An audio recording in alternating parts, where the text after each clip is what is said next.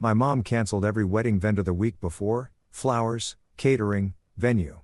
She told my fiancé, "My daughter is damaged goods, and you're making the biggest mistake of your life." On our wedding day, 200 guests arrived to an empty lot. But my maid of honor had been planning something for 6 months. What happened next left my mom speechless. My name is Vera Westbrook. I'm 28 years old. 7 days before my wedding, I found out my own mother had canceled every single vendor, the flowers, the catering, the venue, and told my fiancé that I was damaged goods, and he was making the biggest mistake of his life. On our wedding day, 200 guests arrived to an empty lot. But my maid of honor had seen this coming 6 months ago. What she planned and what my mother walked into changed everything. Now, let me take you back to 8 months ago, the night Nathan got down on one knee in our kitchen and the phone call from my mother that came 11 minutes later. Nathan proposes on a Tuesday evening.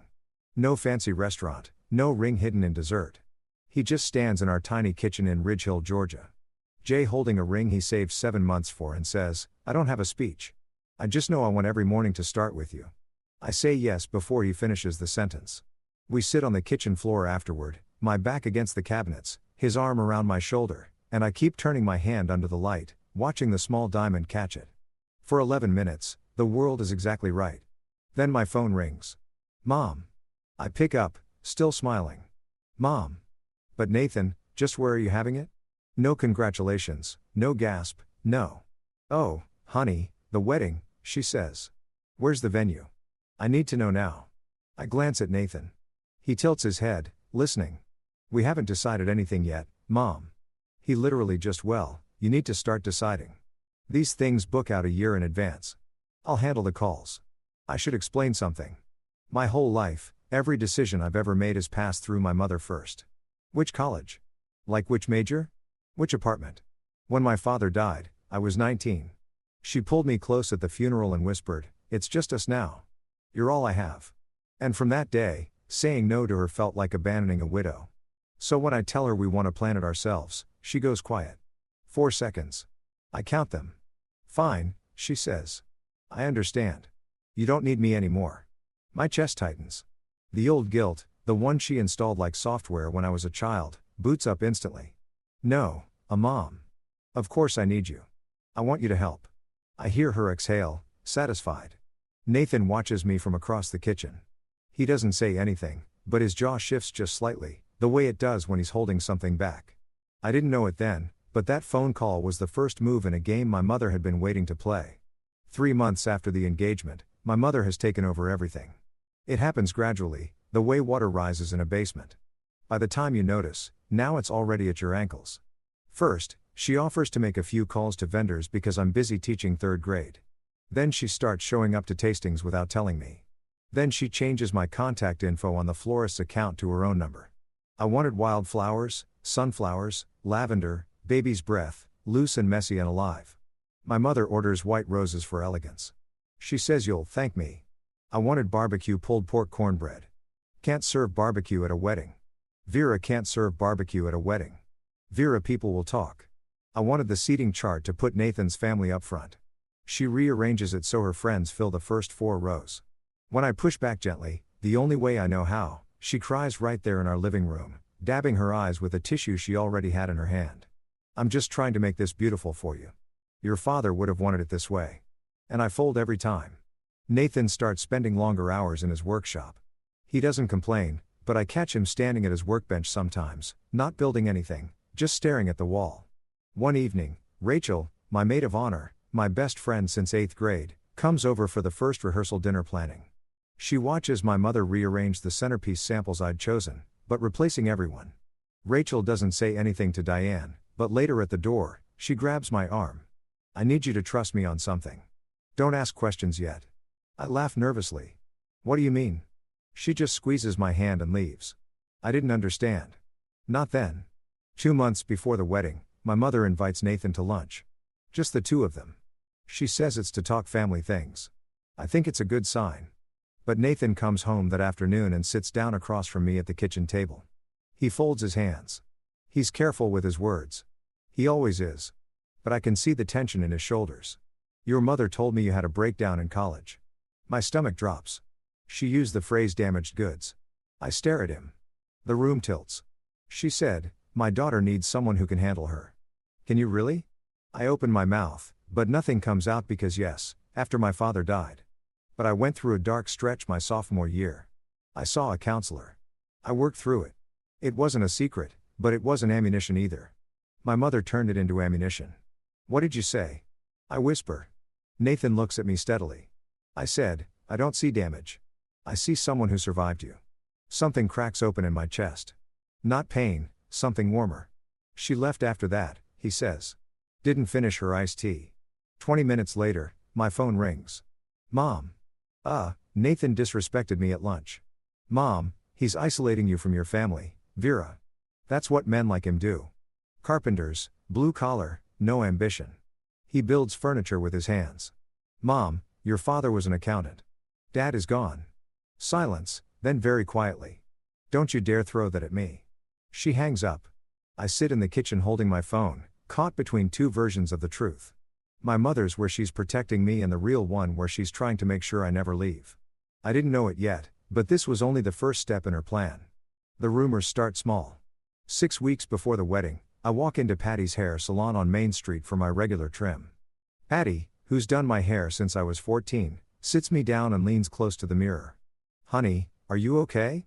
Your mama stopped by yesterday, said things aren't going well at home. I blink. What did she say exactly? Patty hesitates. Just that you've been struggling, that Nathan might not be the right fit. I smile. The kind you paste on when your insides are liquefying. And say, everything's fine, Patty. Really? But it's not fine because the next day I walk into Dale's Market for groceries and Mrs. Brewer at the register gives me a look I've never gotten before. Pity. Pure unfiltered pity. Vera. Sweetheart, if you ever need to talk, I don't ask what she heard. I already know. Ridge Hill has a population of 4,000. In a town this size, a rumor doesn't travel. It teleports. Within 48 hours, my mother has seated every coffee counter and church parking lot with the same story. Vera is fragile. Nathan is a mistake. The wedding shouldn't happen. I start feeling it everywhere. The sideways glances at the post office. The overly gentle tone from parents at school pickup. People treating me like I'm made of wet paper. That Thursday evening, as my phone buzzes, a text from Rachel. Don't react to anything your mom does this week. I mean it. Trust me. I stare at the screen. What does Rachel know that I don't? I type back. You're scaring me. 3 dots appear, then disappear, then appear again. Good. Scared means you're paying attention. She doesn't explain further. And for reasons I can't articulate, I don't push. Something is moving under the surface. I just can't see it yet. 5 weeks out, my mother calls Gloria Cole, but I don't find out about it from Gloria. I find out from Nathan, who finds out from his mother, who calls him at 9 o'clock on a Saturday morning, her voice tight and careful. Nathan, is there something about Vera I should know? Nathan puts the phone on speaker so I can hear. Gloria continues, Diane called me last night. She said Vera has a history of, she used the word, episodes. She said Vera needed psychiatric treatment in college and that she worries about her stability. My hands go cold. She told me you should know what you're getting into in that, Nathan. I'm just repeating what she said. She called Vera emotionally volatile. I watch Nathan's face. His expression doesn't change, but a muscle near his temple tightens. Mom, he says. Vera saw a counselor after her dad died. That's it. Diane is twisting it. Gloria pauses. I believe you, honey. But she was very convincing. She cried. Of course, she cried. After Nathan hangs up, he turns to me. For the first time, I see something in his eyes that isn't patience. It's clarity. Your mother is not trying to protect you, Vera. She's trying to own you. I know he's right. I've known for years, maybe, but hearing it out loud in our kitchen on a Saturday morning with sunlight on the floor, it sounds different. And it sounds true. Don't fight with your mom over this, I tell him. That's exactly what she wants. He nods, but his jaw is set. That night, lying in bed, I realize something. My mother isn't just trying to stop a wedding. She's trying to dismantle every relationship I have, one phone call at a time. And she's running out of people to call. Here's what nobody tells you about weddings. The money disappears before the first dance starts. Nathan and I have saved for 3 years and $18,000 pulled from teacher paychecks and early carpentry commissions. Skipped vacations, a used car instead of a new one. Every dollar earmarked. Florist $2,200. Caterer $4,800. Venue deposit 3,500. DJ, photographer, rentals, cake, the rest fills in fast. Most of those vendors have a 30-day cancellation policy. We're now inside that window. If the wedding doesn't happen, we lose almost everything. And I sit at the kitchen table one evening with our budget spreadsheet open on my laptop. Nathan's across from me, sanding a chair leg by hand because the noise of the power sander bothers our neighbor's dog. If we had to walk away right now, I say, how much do we lose? He doesn't look up. Most of it. We can't afford to lose most of it. I know. $18,000. 3 years of packing lunch instead of buying it. 3 years of Nathan working weekends. That money was supposed to be our start. A down payment fund, a safety net, a future. And right now it's sitting in contracts controlled by a woman who thinks my happiness is a threat to hers. I close the laptop. I press my palms against my eyes. If I don't do something, I say more to myself than to Nathan. I lose the money. I lose face in front of 200 people. I lose your mother's trust. I lower my hands and I lose myself. Nathan puts down the sandpaper. You won't lose me. I know. Then we figure it out. I nod. But sitting there in the quiet of our kitchen, I think this is the bottom. This is as bad as it gets. I was wrong. 7 days before the wedding, a Monday. I'm grading papers at my desk during lunch when I decide to call the florist. Just a quick confirmation routine. The phone rings twice. Magnolia Florals, this is Dawn. Hi Dawn, it's Vera Westbrook. Just checking in on our order for Saturday. A pause. Too long. Ma'am, that order was cancelled 3 days ago. The pencil in my hand stops moving. Excuse me. Your mother called. She said the wedding was off. I hang up. My fingers are shaking, but I dial the caterer. Miss Westbrook. Yes, we received the cancellation Thursday. Your mother said I hang up again. I call the venue. I'm sorry, Miss Westbrook. Mrs. Diane Westbrook called and canceled the reservation. She said the family had decided. I don't let her finish. I sit at my desk. It's staring at my phone and I feel the ground beneath me dissolve. Not crack, dissolve like sand under a wave. I call my mother. She picks up on the first ring as if she's been waiting. Mom, you canceled my wedding. I canceled a mistake. That was not your decision. Everything about you is my decision, Vera. I grip the edge of my desk. I raised you, she says, her voice flat and even. I fed you. I buried your father alone. This wedding, it's mine to give or take. Something shifts inside me. Not anger, not yet. Something colder. Something that has been sleeping for 28 years and just opened its eyes. No, I say it isn't. I hang up. My hands are still shaking, but my voice was steady, and that surprises me more than anything my mother just said. The room is very quiet. 22 third graders are at recess, and I'm sitting alone with the wreckage. I don't remember driving home. And I remember the kitchen floor, the cold of the tile through my dress, the way the afternoon light made a rectangle on the wall that moved so slowly it felt like time had thickened. I'm not crying. That's the strange part. I'm just sitting there, my back against the dishwasher, my bag still on my shoulder, staring at nothing. Nathan finds me like that when he comes in from the workshop, sawdust on his forearms.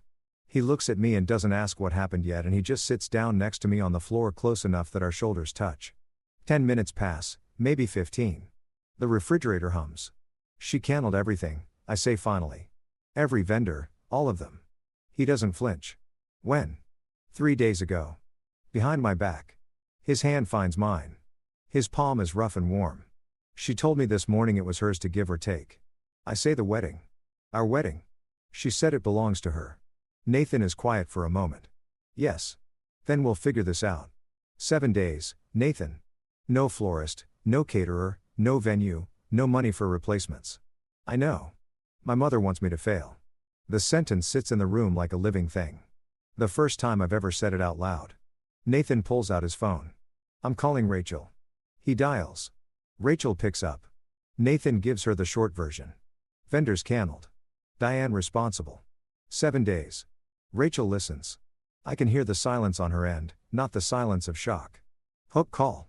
Nathan and I look at each other. Call. Nathan and I look at each other. Don't call any vendor. Rachel says, don't call your mother. I need 48 hours. That same night, after I've fallen into something that isn't quite sleep on the couch, Nathan's phone rings. He's in the kitchen. I hear him answer, hear his voice drop low. I don't move. Later, Much later, he tells me what happened as my mother called him at 10:47 p.m. She had a breakdown in college. Did she tell you the full story? Nathan says nothing. She couldn't get out of bed for 3 weeks. She missed finals. I had to fly up and bring her home. Still nothing. She can't handle stress, Nathan. She'll fall apart. You'll be the one picking up the pieces. He lets her talk. Walk away now, she says. Save yourself. You seem like a decent man.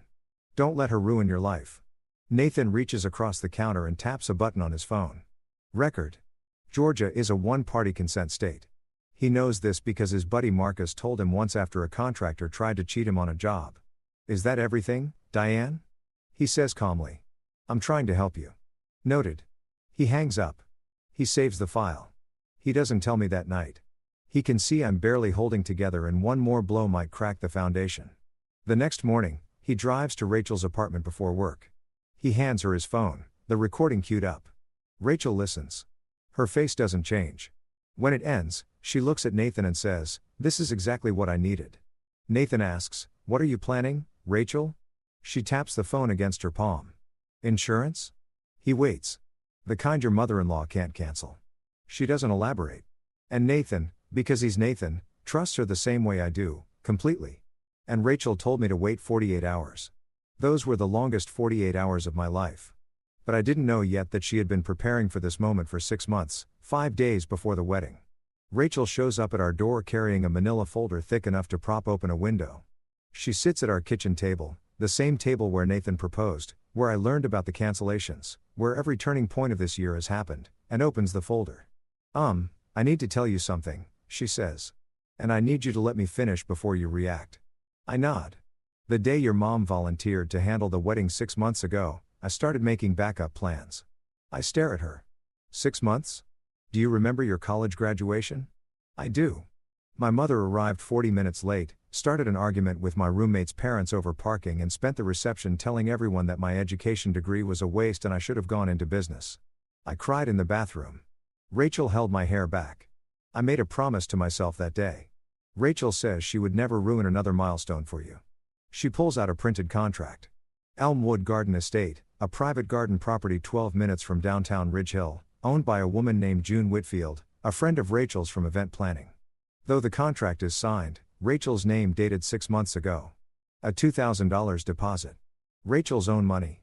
You spent your own money? My voice cracks. You do the same for me. I look at the date on the contract. 6 months. She started this the same week my mother took over the vendor calls. Rachel saw it coming before I did, before anyone did. Nathan leans against the counter, arms crossed. He's staring at Rachel like she just walked through a wall. I didn't do this because I hate your mother. Rachel says, I did this because I love you. I don't have words. I just have tears. And for the first time in months, they're not the sad kind. Rachel flips through the folder like a general briefing a war room. Florist, Sandy's blooms out of Carterville. Wildflowers, sunflowers, lavender. She looks at me. Exactly what you originally wanted. I press my hand over my mouth. Caterer. Big Jim Smokehouse. Pulled pork, cornbread, brisket, sweet tea, and mason jars. Nathan lets out a short laugh. The first one I've heard from him in weeks. DJ is my friend Marcus, photographer, my coworker Lena. She shoots weddings on the side. Total backup costs $6,500. I've covered it. You pay me back whenever. I shake my head. Rachel, that's not negotiable. She moves on. Guest list.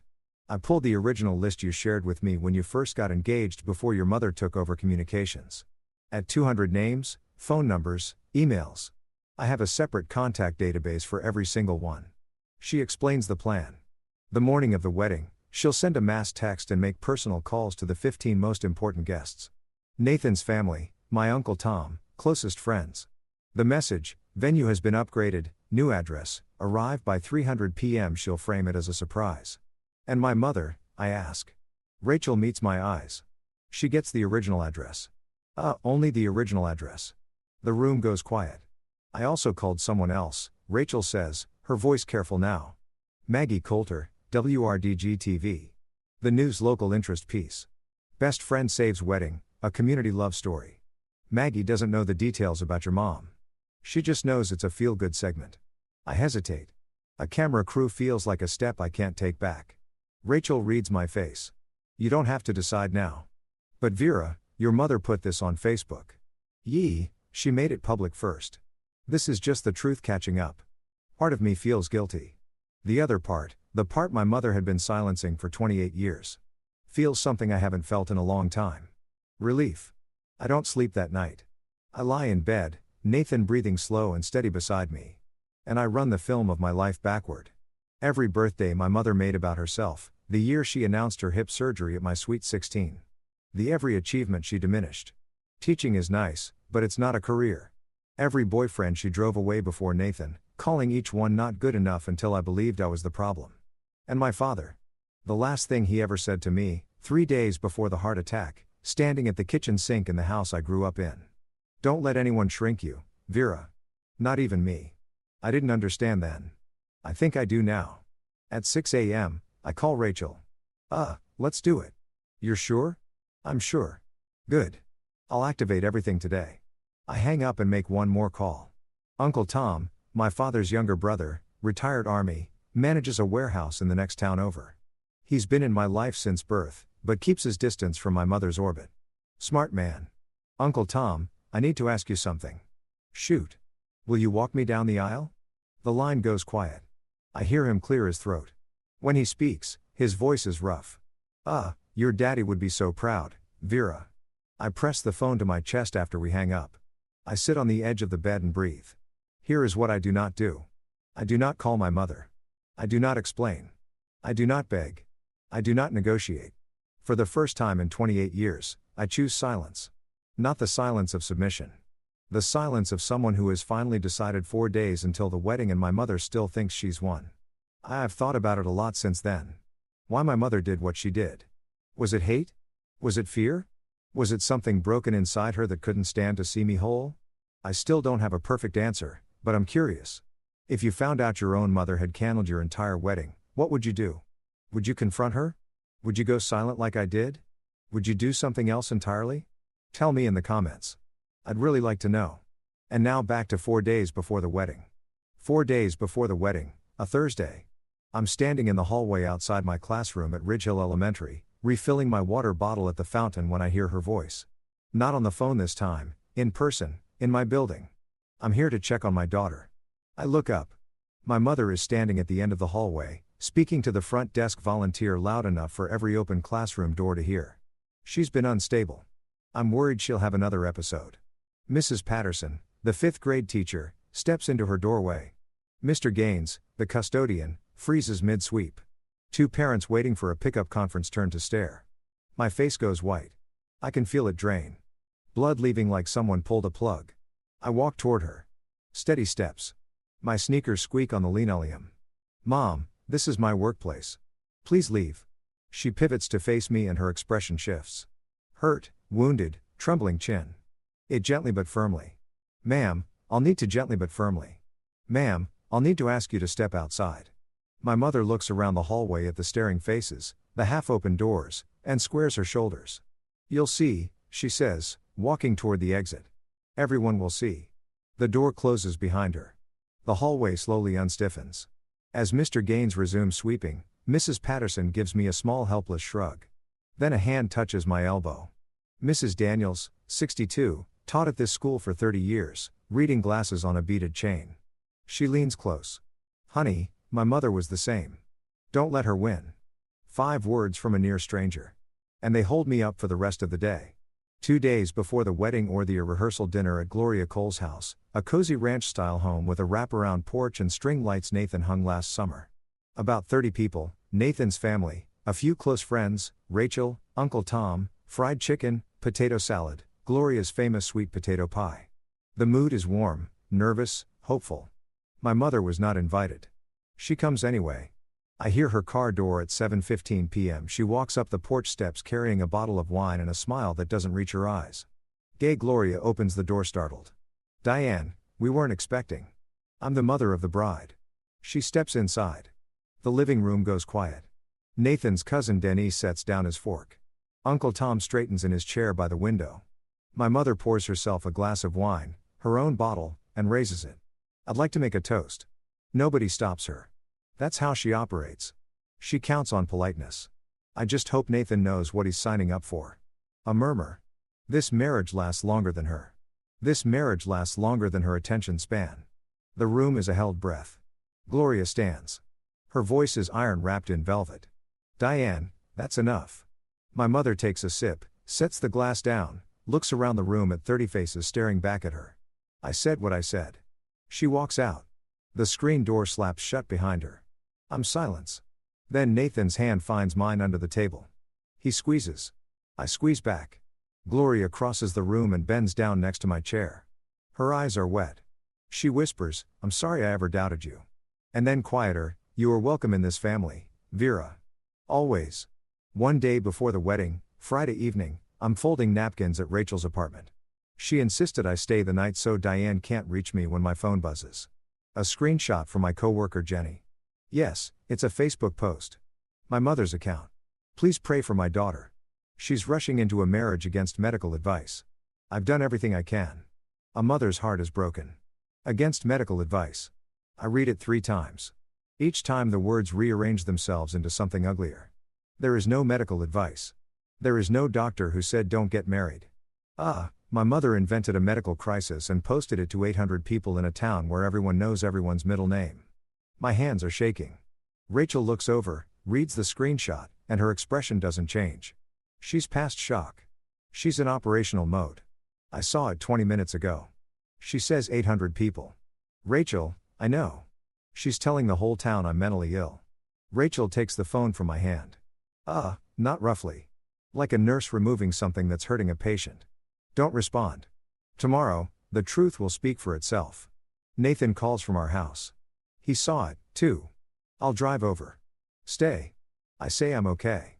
I'm with Rachel. You sure? I'm sure. He pauses.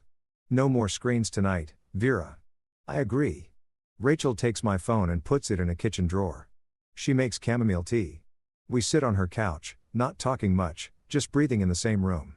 I lie in Rachel's guest bed that night, eyes open, staring at the ceiling fan, turning slow circles. Tomorrow will be different. I'm not scared anymore. Something has shifted quietly, like a key turning in a lock. For the first time, I can see clearly, more clearly than I've ever seen in my life. Saturday morning, wedding day, 6 a.m. I wake up in Rachel's guest room to the sound of her already on the phone. Yes, ma'am. Venue upgrade. Surprise for the bride and groom. And new address is Elmwood Garden Estate, 412 Whitfield Lane. Arrive by 3:00 p.m. Don't go to the original address.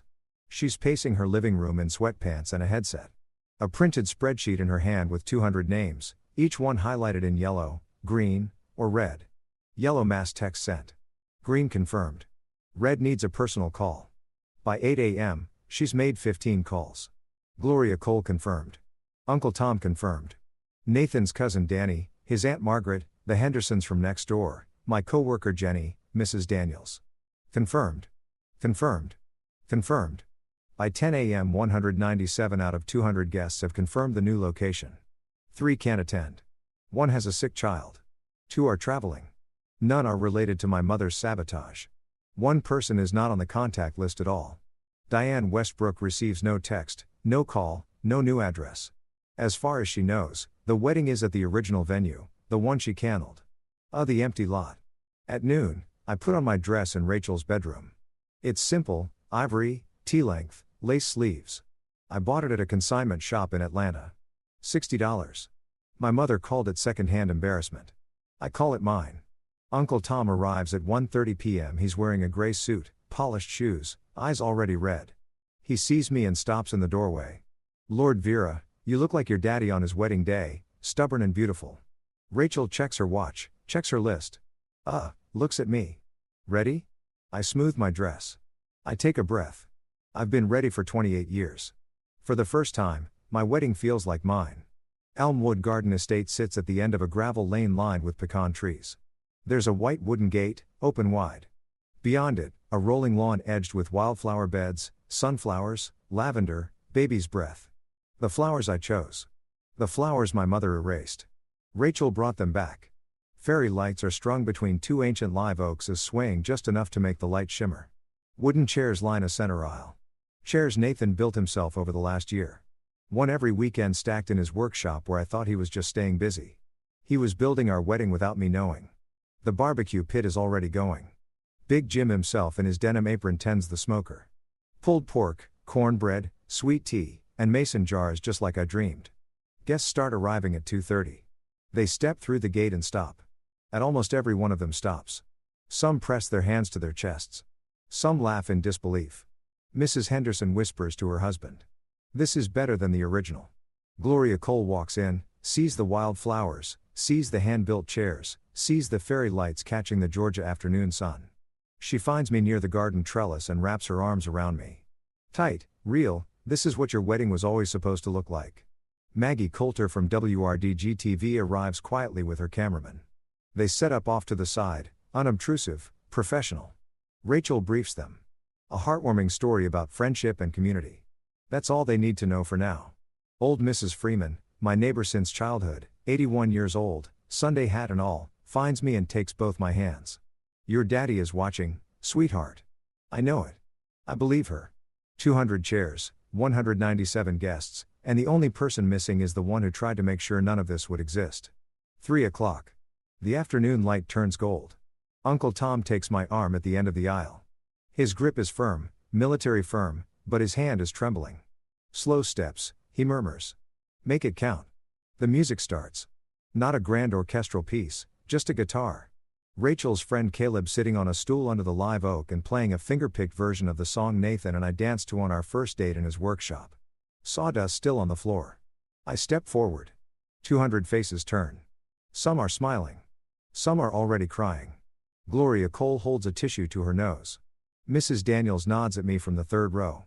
Small, steady, certain. Nathan stands at the end of the aisle. His hands are clasped in front of him. His eyes are red and he's not hiding it. He's never hidden anything from me. As Uncle Tom delivers me to Nathan, shakes his hand and says, "Take care of her or answer to me." Nathan nods. "Yes, sir." The officiant, Nathan's college friend, David, ordained online last month specifically for this, keeps it simple. Short readings, no sermon, then the vows. Nathan goes first. His voice breaks once on the word home. My turn. I don't read from a card. I look at him and say what I've been holding for months. I choose you not because I need to be saved, but because I finally know I deserve to be loved without conditions. The garden goes quiet, even the birds, it seems. I don't need permission to be happy. Not from anyone. Not anymore. Nathan's hand finds mine. The officiant pronounces us married. We kiss under the live oaks and the fairy lights sway. And 197 people rise to their feet. The sound of their applause fills the garden like a wave. And somewhere 12 minutes away, an empty lot waits in silence. And 3:15 p.m. 12 minutes away. I learned the details later, pieced together from Uncle Tom, from the security guard, from Maggie Coulter's footage. My mother drives to the original venue at 2:45. She parks her silver sedan, the one she always keeps spotless because appearances matter, and steps out in a navy blue dress and pearl earrings. She's not dressed for grief. She's dressed for victory. She walks toward the lot. It's empty. No tent, no chairs, no flowers, no caterer. Cancelled vendors, the empty venue, Hertzled vendors, the empty venue. Her daughter's dream erased. In her mind, the story ends here with Vera humiliated, crawling back, needing mama again. Then she looks around. No cars, no guests arriving. No confused relatives milling about. No one weeping on their phone. No one at all. The smile fades and she pulls out her phone and calls me. It rings 5 times and goes to voicemail. She calls Rachel. Voicemail. She calls Gloria Cole. Voicemail. She scrolls through her contacts and calls Nathan's cousin Danny. Voicemail. Mrs. Henderson, voicemail. Jenny from my school. Voicemail. 7 calls. 8. 9. Not a single answer. She stands in the middle of that empty lot, phone pressed to her ear, turning in a slow circle. The sun is hot. The cicadas are loud. And she is completely utterly alone. I try to imagine what that moment felt like for her. The exact second she understood. The second the smile dropped and the realization landed like a stone in still water. She came to watch me break. Instead, she stood in an empty field, calling number after number, and no one answered. Someone answers eventually. A distant cousin of Nathan's, Bev, 74, hard of hearing, probably didn't understand the "Don't Tell Diane" memo. She picks up on the sixth ring. Oh, Diane, didn't you get the message? Wedding's at Elmwood Garden now. Pretty place out on Whitfield Lane. My mother hangs up without saying goodbye. 25 minutes later, she must have broken every speed limit in Ridge Hill. Her silver sedan crunches up the gravel lane at Elmwood Garden Estate. She sees the white gate, the fairy lights through the trees. She hears the music, the laughter, the clinking of glasses, and the smoky sweetness of barbecue drifting through the Georgia air. And she parks. She walks to the gate. Her heels sink slightly into the gravel. A man is standing at the entrance. Kyle, Rachel's friend, 6'2", calm-faced, holding a clipboard. He's been briefed. Good afternoon, ma'am. May I see your invitation? My mother straightens. I'm the mother of the bride. Kyle looks down at his list. He scans it carefully, top to bottom. He looks up. I'm sorry, ma'am. Your name isn't on the guest list. My mother stares at him. Her mouth opens and then closes. There must be a mistake. No mistake, ma'am. I've checked twice through the gate. She can see the chairs, the wild flowers, the mason jars, the guests laughing. She can see the back of my dress. She can see Nathan's arm around my waist. Everything she tried to destroy is right there, alive and whole and glowing. And there is a gate between her and it and a man with a clipboard and her name nowhere on the list. I understand this is difficult, Kyle says gently. But I can only allow listed guests. For the first time in her life, my mother is on the outside of a door she can't open, and the key is not in her hands. She doesn't leave quietly. I piece this together from Maggie Coulter's footage, which I watch only once, 2 weeks later, and never again. My mother's voice rises. First measured, then sharp, then raw. This is my daughter's wedding. I am her mother. Kyle doesn't move. He keeps his hands clasped in front of him and his expression neutral. He's been trained for this. Rachel thought of everything. Ma'am, I understand, but I'm not authorized to authorized. I gave birth to her.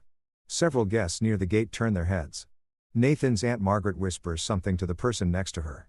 Mrs. Henderson shakes her head slowly. My mother sees the faces looking at her, not with sympathy, not with confusion, with recognition. They know what she did. By Rachel's venue change message was clear. Due to unforeseen vendor cancellations by a family member, the wedding location has been moved. Everyone knows who that family member is. Then my mother sees the camera. Maggie Coulter and her cameraman have moved toward the gate. Not aggressively, just doing their job. The red light is on. My mother freezes.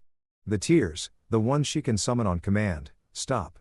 She looks at the lens the way a deer looks at headlights for one long moment. So she stands there, the mask cracking, not the grieving mother, not the protective parent, just a woman in a navy dress who bet everything on control and lost. She turns around, walks to her car, opens the door, gets in, drives away. She doesn't look back. Inside the garden, I'm dancing. Nathan leads me through a clumsy two-step on the grass while Caleb plays guitar and the fairy lights turn on as the sun dips. I don't know my mother came. I don't know she left. Rachel stands near the dessert table watching the gate. She sees the silver sedan disappear down the gravel road. She picks up her glass of sweet tea, takes a sip, and walks back to the dance floor. No triumph, no gloating, just peace. She came, Rachel tells me, days later she left. You didn't miss anything. The rest of the evening is the kind of ordinary I've been starving for.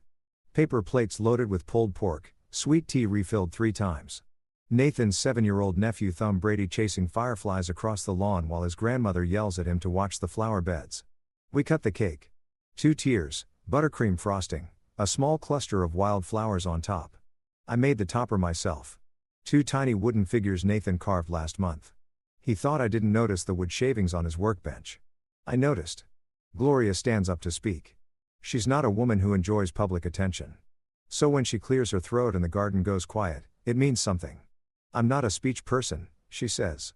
But I want to say this. Welcome to the family, Vera. For real this time. A few people laugh. A few people cry. I do both. Uncle Tom goes next. He holds his glass steady, but his voice wavers. My brother always said Vera would find her way. He pauses, swallows. He was right. The applause is gentle, not a roar, just a warm, even sound like rain on a porch roof. So I sit at the long wooden table, one Nathan built for a client last year, but decided to keep. And I look around, 200 people eating barbecue in a garden full of wild flowers under fairy lights in a small Georgia town. Nobody is performing. Nobody is managing appearances. Nobody is watching to see if I'll crack. For the first time in my life, a celebration isn't being held hostage. Rachel catches my eye from across the table. She raises her mason jar. I raise mine, but we don't say anything. We don't need to. That was the first celebration of my life that wasn't stolen from me. Later that night, after the last guest has gone, and the fairy lights are still blinking softly in the empty garden, Nathan and I sit on the porch steps at our house. My shoes are off, his tie is loose, the night air smells like jasmine and leftover smoke. "There's something I need to show you," he says. He pulls out his phone and opens an audio file. "Dated 6 days ago, 10:47 p.m. I didn't play this for you before because you were already breaking." He presses play. My mother's voice fills the dark porch. She had a breakdown in college. Did she tell you the full story? I listen. She can't handle stress. She'll fall apart. I keep listening. Walk away now. Save yourself. The recording ends. The sickest take over. I sit with it. My mother's voice. The one that sang me to sleep. The one that read me stories. The one that told me I was too fragile. Too broken, too damaged for anyone to love, hanging in the warm night air. I'm not damaged, I say. I never was. Nathan doesn't argue. He just waits. I want to send this to Maggie Coulter. He looks at me. Are you sure? My mother put it on Facebook first. She told 800 people I was mentally ill. She told the whole town my marriage was a mistake. I fold my hands. I'm not putting her on blast. Oh, I'm just letting people hear her real voice. Okay. And the vendor cancellations, the emails, the voicemails where she pretended to be me. Rachel has all of those. Nathan nods. This isn't revenge. I say as much to myself as to him.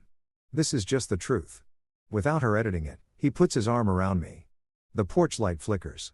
Somewhere down the road, a dog barks twice and stops. I'm not doing this to hurt her.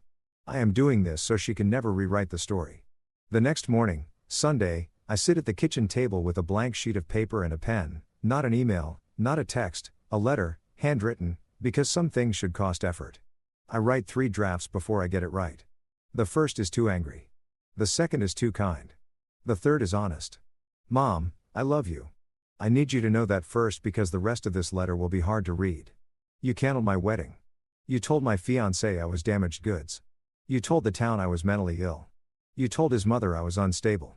You came to my workplace and implied I was having a breakdown in front of my colleagues. You posted on Facebook that I was marrying against medical advice. That was a lie.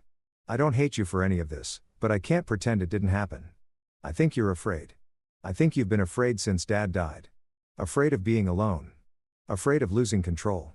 And afraid that if I build my own life, there won't be room for you in it. There is room. There will always be room, but not like this. I need distance. I don't know for how long. When you're ready to talk, really talk, without guilt, without tears used as weapons, without trying to control the conversation, I'll be here. But the door opens from my side now. Not yours. I love you, Mom. But love without boundaries isn't love. It's captivity, Vera. I fold the letter. I put it in an envelope and I write Diane Westbrook on the front. I drive to Uncle Tom's house and hand it to him. He reads it standing in his doorway. When he finishes, he folds it carefully and looks at me. Your father would have written the same thing. He delivers it that afternoon. I don't ask how she reacted. I'm not ready to know. 1 week after the wedding, Maggie Coulter's segment airs on WRDG-TV. The piece runs 4.5 minutes during the 6 o'clock news. But the angle maid of honor saves best friend's wedding after family sabotage, a Ridge Hill love story. Maggie keeps it tasteful. She doesn't name my mother directly. She says a family member canceled all wedding vendors 1 week before the ceremony. She shows footage of the garden, the wild flowers, the fairy lights, Nathan and me dancing. She interviews Rachel, who says simply, when someone you love is in trouble, you don't wait for permission to help. She doesn't need to name Diane. But in a town of 4,000, subtraction is identification. If the mother of the bride isn't in the wedding footage, and a family member did the sabotage, everyone does the math. Within 3 days, I hear the ripples. Diane's post, the one about medical advice, gets screenshot shared across half the town before she can delete it. By the time she does, it's too late. People are placing it side by side with Maggie's report. At the Ridge Hill Women's Auxiliary, where Diane has held a board seat for 6 years, sends her a polite email. We think it's best if you take a leave of absence while things settle down. At Patty's hair salon, Patty herself tells Diane during her appointment, Diane, I heard what happened. I think you should talk to someone, a professional. Neighbors stop waving from their driveways. Invitations to Sunday potluck stop arriving. The phone calls taper off. Guess my mother's currency in Ridge Hill was always reputation. The devoted widow, the sacrificing mother, the woman who held it all together. That currency is now worthless. A woman on the town's Facebook group writes, "What everyone is thinking. I always thought Diane was a devoted mother. Turns out devoted and controlling look the same from the outside." I hear about the next part from Uncle Tom, who checks on my mother because despite everything, she's still his late brother's wife. And Tom is the kind of man who doesn't abandon people even when they've earned it. Diane calls him on a Wednesday night, 2 weeks after the wedding. She's crying. "They turned my daughter against me." Tom doesn't sugarcoat it. "Nobody turned her, Diane. You pushed her. She's my child. I have a right.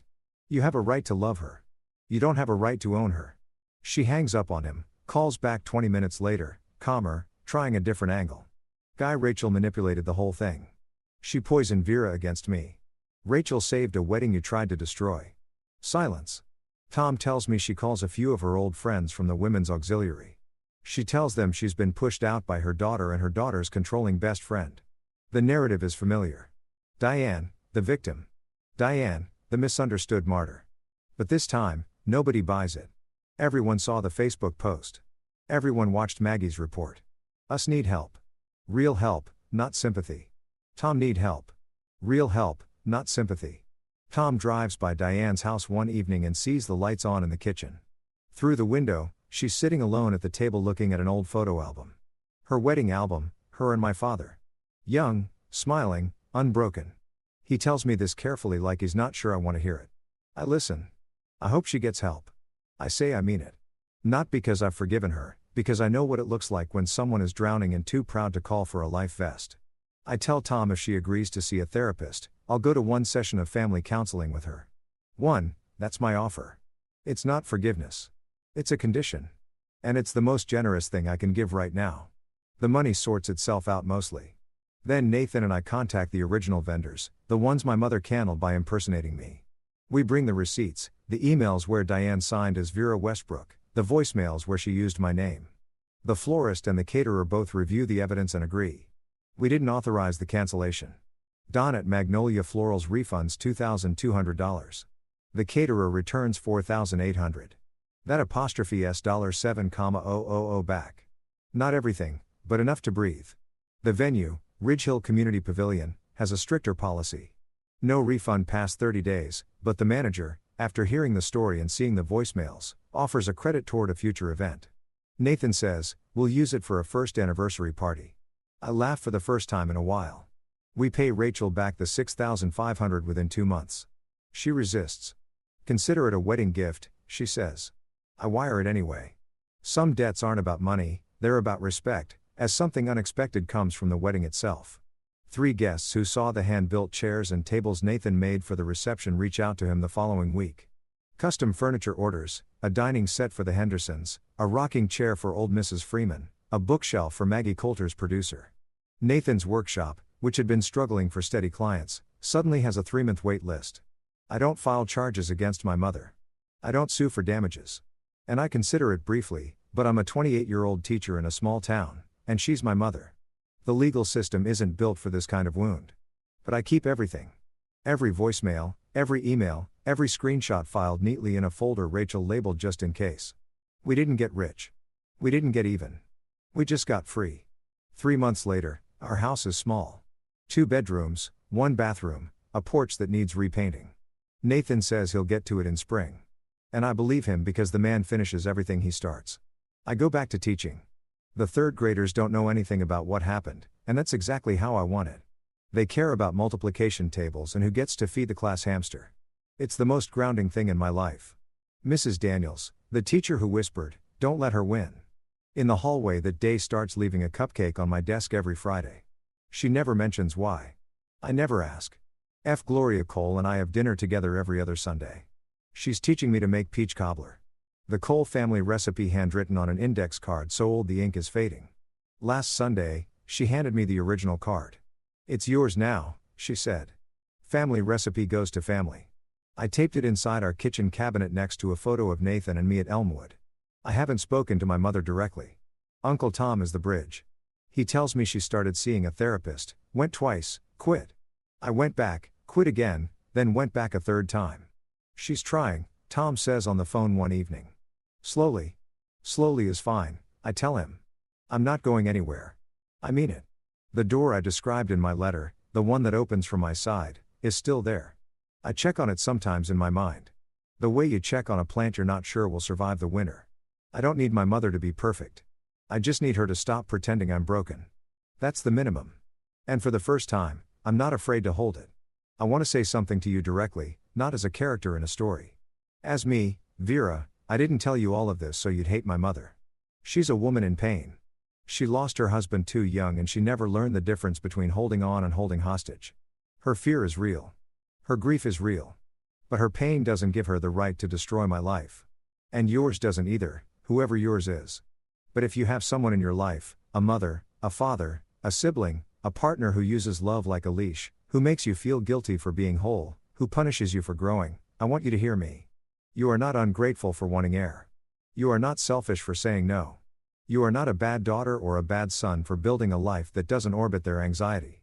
Boundaries are not walls. They're doors. And you get to hold the key. I didn't plan a revenge. I didn't scheme. But I was lucky. I had Rachel. I had Nathan.